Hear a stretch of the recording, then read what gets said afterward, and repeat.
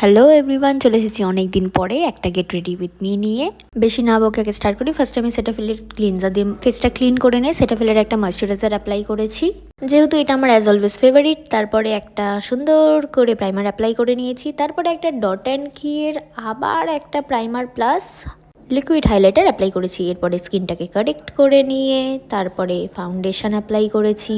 Foundation দেওয়ার পরে control palette পাইনি বলে লিপস্টিক দিয়ে কন্ট্রোল করে নিয়েছিলাম। এরপরে ব্লাশ তো করতেই হবে, তার জন্য লিপস্টিক দিয়েই আবার ব্লাশিংটাও কমপ্লিট করে নিয়েছিলাম। তারপরে পাউডার সেটিং করে আই মেকআপ কমপ্লিট করে আই মেকআপটা দেখাতে পারিনি, অ্যাজ অলওয়েজ ক্লিপ নিতে ভুলে যাই। কমপ্লিট করে দাঁড়াও পুরো লুকটা আনছি, এই যে দেখো কেমন লাগছে আমাকে।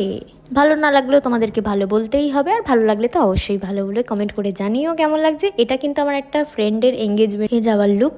কোন ফ্রেন্ড কেমন ফ্রেন্ড সব আসবে ব্লগে।